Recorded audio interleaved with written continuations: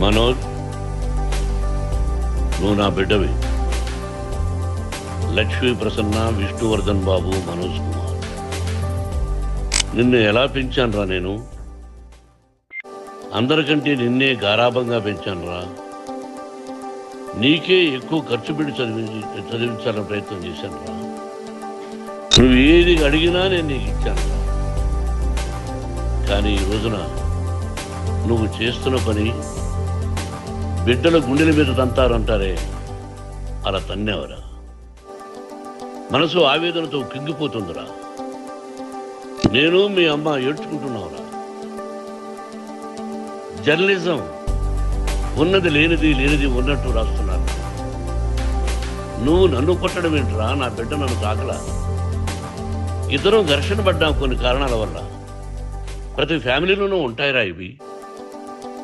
లేనివాడు ఎవరైనా ఉంటే ప్రపంచంలో ఒకరున్నారేమో, 1% ఉంటుందేమో. అటువంటి వాళ్ళ ఇంటికి వెళ్ళి కాళ్ళు గడిగి నిద్ర పూసుకోవచ్చు. భారత భాగవత రామాయణాలు చూసావు కదరా. ఏమిటిది? మీ అమ్మ ఎంత కుమిలిపోతుంది ఈ రోజున హాస్పిటల్ చేరుతా. నీ వల్ల హాస్పిటల్ చేరుతాను. చూడు మనోజ్, నీకన్నీ ఇచ్చిన ఈ రోజున నువ్వు నా గుండెల మీద తనడమే కాకుండా అపకీర్తి తీసుకొచ్చావు. ఏదేదో రాశావు, ఏదేదో చెప్తున్నావు. కొంతమంది జర్నలిస్టులు ఉన్నది లేనిది, లేనిది ఉన్నట్టు రాసేవాడు తత్వం. వాడికి ఎందుకంటే టీఆర్పీ పెరగాలి. ఇది వాళ్ళ నైజం. మనం మార్చలేము. వాళ్ళందరి మీద మన కోర్టుకు వెళ్ళలేము. వక్ స్వాతంత్రం అంటారు, ప్రజాస్వామ్యం అంటారు. ప్రజాస్వామ్యంలో కూడా కొన్ని హద్దులు ఉన్నాయి. ఇది నీకు తెలుసు అనుకున్నా. ఎంత మంచి నటుడివి నువ్వు. నీ భార్య మాటలు విని తాగుడికి అలవాటు పడిపోయావు. వింటున్నావా మనోజ్? ఎవరిని నమ్మాలో ఎవరిని నమ్మకూడదో పరిస్థితి తీసుకొచ్చావు. విద్యాలయాలు ఎంత గొప్పవిరా. మనం 25% కులమతాలకు అతీతంగా ఫ్రీ ఎడ్యుకేషన్ ఇస్తున్నావురా. క్యాస్ట్ అనేది తీసేసాను రా 92లో ప్రాస్పెక్ట్స్లో. నువ్వు చదువుకున్నావురా. అక్కడ చదువుకున్న బిడ్డలు IAS, IPS అయ్యారా. ఎంతో మంది గొప్పవాళ్ళు అయ్యారా. నువ్వు నటుడుగా ఎంతో గొప్పవాడివి. తాగుడికి అలవాటుపడి నువ్వు నీ భార్య ఇంట్లో బిహేవ్ చేస్తున్న విధానం ఆ భగవంతుడు సర్వేశ్వరుడు తెలుసు. భగవంతుడు చూస్తున్నాడు రా. నేను తప్పు చేసినా, నువ్వు తప్పు చేసినా, ఎవరు తప్పు చేసినా. ఎంత అవకాశం ఇచ్చావు మాట్లాడుకునే దానికి అందరికీ. ఇన్ని సంవత్సరాల్లో మన విద్యాలయాల్లో ఒక్క తల్లి కానీ ఒక తండ్రి కానీ ఏమైనా చెప్పారా? ఆ బిడ్డలు మన బిడ్డలు రా. మీరెంతో నాకు అక్కడ ఉన్నవాడు కూడా నా కూతుర్లు, నా కుమారులు. ఎంతమందికి ఫ్రీ ఎడ్యుకేషన్ ఇస్తున్నావు. వాడి దగ్గర ఏది ఆశించరా. నువ్వు ఎందుకు ఇలా తయారైపోయావు? ఎందుకు ఇంట్లో ఉండే పని వాళ్ళందరినీ కొడుతున్నావు? పనివాడు వాడు పని చేసుకోవడానికి మన ఇంటికి వచ్చాడు. ఆ పనివాడిని కొట్టడం చాలా మహాపాపం రా. నేను వేరురా. నేను దండించడం వేరురా. నేను ఎవరిని ఆ చిన్న చిన్న వాళ్ళని కొట్టి ఇచ్చేసి చేయలేదురా. సినిమా ఇండస్ట్రీలో మోహన్ బాబు కొడతాడు, తిడతాడు అంటే అది షూటింగ్లో జరిగి ఉండొచ్చేమో. కానీ ఇంట్లో ఉండి 10 సంవత్సరాల నుంచి 20 సంవత్సరాల నుంచి పనివాడు ఉన్నాను. నేను ఇంట్లో లేని సమయంలో వాళ్ళందరినీ కొట్టి వాళ్ళ ఫోన్ లాక్కొని ఒకడైతే చచ్చిపోవాలి. వాడు పోలీస్ కంప్లైంట్ ఇచ్చి ఉండొచ్చు. నేను వద్దు అని వాడిని బతిమాలాడు. నువ్వు పోలీస్ కంప్లైంట్ కూడా ఇవ్వడా. ఇంకైనా నువ్వు నీ భార్య మారి బయట ఉండండి రా అన్నాను నేను. లేదు డాడీ, తప్పు చేయనని ఒకసారి వచ్చావు, మళ్ళీ తప్పు చేశావు, మళ్ళీ వెళ్ళావు, మళ్ళీ ఈసారి తప్పు చేయనన్నావు. ఏమండి వీడు తప్పు చేయడం అని మీ అమ్మ చెప్పింది. ఇంట్లో పెట్టుకున్నా. మళ్ళీ నువ్వు చేస్తున్నది, ప్రతిరోజు నువ్వు తాగుతున్న విధానం నీకే తెలుసు. ఇది ప్రజలు నమ్ముతారా లేదా అనవసరం నాకు. నేను నీకు చెప్తున్నా, ఇంతటితో పులి స్టాప్ పెట్టాలి. 3 రోజుల నుంచి రకరకాలుగా రాస్తున్నప్పుడు నా మనసు ఆవేదనతో ఉంది. మళ్ళీ చెప్తున్నా, Mohan Babu university is greater than temples. Greater than temples.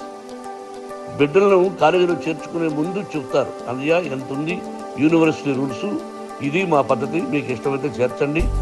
Government బిడ్డలను గవర్నమెంట్ ఏమి ఇస్తుందో ఇంత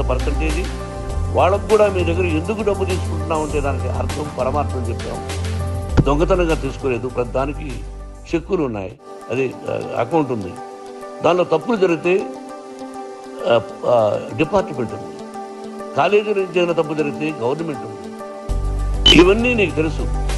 ఈ రోజున ప్రపంచంలో నేను నెంబర్ 1గా చేయాలని మీ అన్న కష్టపడి ఇతర దేశాల్లో నెంబర్ 1 యూనివర్సిటీలో టైఅప్ చేశాను. ఈ రోజు నువ్వు చేసిన విధానం ఏమిటి?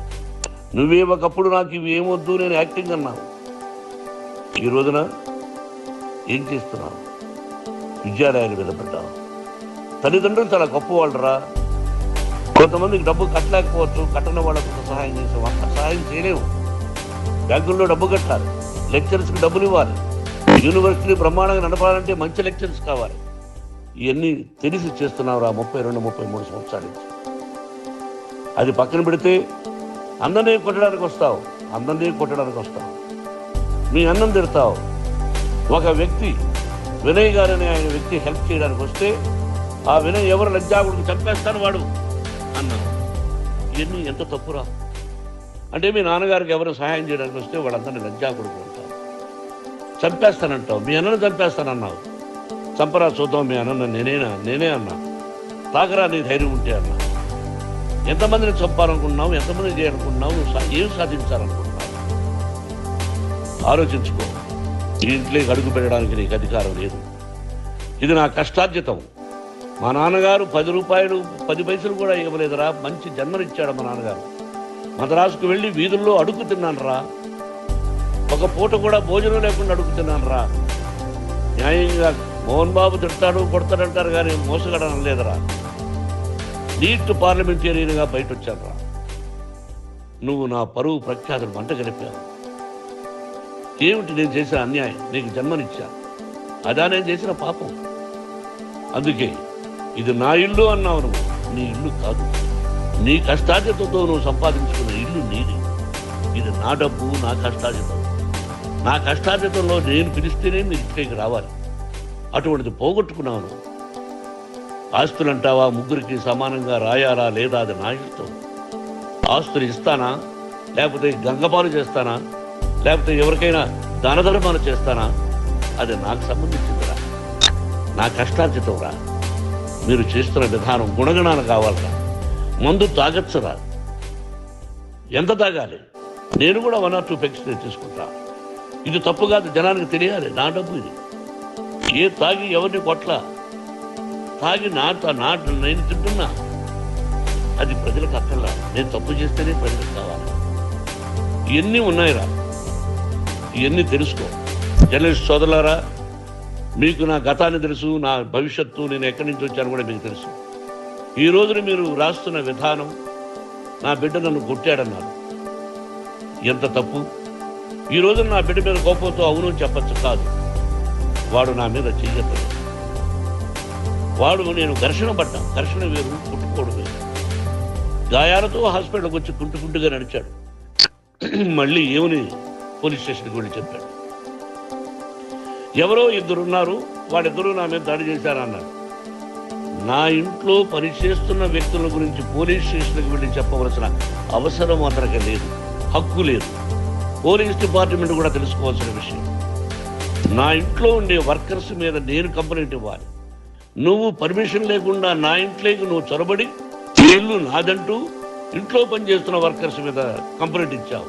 అది ఎంతవరకు పోలీసు న్యాయమో రూల్సో చూద్దాం. పోలీస్ డిపార్ట్మెంట్ వాళ్ళకి రాశాను ఉత్తరం, అయ్యా నేను సీనియర్ సిటిజన్ని, నాకు రక్షణ లేకుండా ఉంది, నా బిడ్డ వల్ల నా ఇంట్లో ఇచ్చి నా బిడ్డను పంపించేసి ఇది నా ఇల్లని. వాళ్ళు నాకు సమాధానం ఇవ్వలేదు. ఇవ్వకపోగా ఎవరిని పట్టించుకోలేదు. ఇప్పుడు పోలీసు వాళ్ళు వచ్చి ఏమండి రూల్స్ ప్రకారం నా బిడ్డ ఇంటికి రాకూడదంటే మాకు హయ్యర్ డిపార్ట్మెంట్, హయ్యర్ అథారిటీ వాళ్ళు ఫోన్ చేశారు, మీరు ఎవరిని స్టాప్ చేయొద్దండి, బయట నుంచి ఎవరైనా వస్తే వాళ్ళని స్టాప్ చేయండి అన్నారు.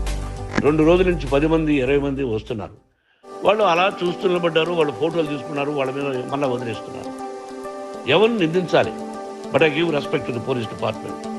వాళ్ళకి ఎవరు ఏ అధికారి ఫోన్ చేశాడో, ఆ అధికారికి ఏ పొలిటీషియన్ చేశాడో అది వాళ్ళకే వదిలేస్తున్నారు. కాబట్టి వాళ్ళు పోలీస్ కంప్లైంట్ ఇచ్చినా కూడా మేము సంబంధం లేదని అంటున్నారు కాబట్టి నేను నా బిడ్డను నిన్ను నాపు చేస్తున్నాను. నువ్వు ఇంట్లోకి వచ్చే అధికారం నీకు లేదు. నువ్వు వచ్చి నీ బిడ్డను తీసుకెళ్ళు. సంతోషం, నువ్వు రాలేదు, నీ బిడ్డను జాగ్రత్తగానే చూసుకుంటాను. Take care yourself daughter, that's all. మీ అమ్మ హాస్పిటల్లో అడ్మిట్ అయింది. రేపో ఎల్లుండో మీ అమ్మను పిలిపించి బాగైన తర్వాత ఇదిగో నువ్వు నీ కొడుకు బిడ్డను తీసుకెళ్ళి వాడికి అప్పచెప్పని చెప్తాను పోలీసు వాడు ఆధ్వర్యంలో. ఇది 100% జర్నలిస్టు సోదరులారా, ఫుల్ స్టాప్ పెట్టండి. మీకు కుటుంబాలు ఉన్నాయి, మీ యజమానులకు కుటుంబాలు ఉన్నాయి. మీ కుటుంబాల విషయాలు, మీ యజమానుల కుటుంబాల విషయాలు మేమెవరు జోక్యం చేసుకోవాలి. మేము నటీనటులు. మాది తప్పుంటే నటుడుగా నన్ను ఫెయిల్యూర్ అని రాయండి, నా నటన బాగలేకపోతే రాయండి. బట్ ఇంటి లోపల సందులో నుంచి చూస్తూ తప్పు చేస్తున్నామని ఉన్నది లేనిది ఉన్నట్టు రాయకండి. మీకు నా హృదయపూర్వక నమస్కారాలు. ఇన్ని రోజులు హృదయపూర్వకంగా ఎంకరేజ్మెంట్ చేశారు. ఆ ఎంకరేజ్మెంట్కు నమస్కారం చేసుకుంటూ I love you all. I love you police department. మీరు న్యాయంగా ధర్మంగా నడుచుకోండి, ఎవరికి తొత్తుల్లాగా ఉండొద్దండి అని మనవి చేసుకుంటూ నేను సెలవు తీసుకుంటాను. Thank you very much for all the journalist. ఇక్కడ ఫుల్ స్టాప్ పెట్టండి. Thank you very much.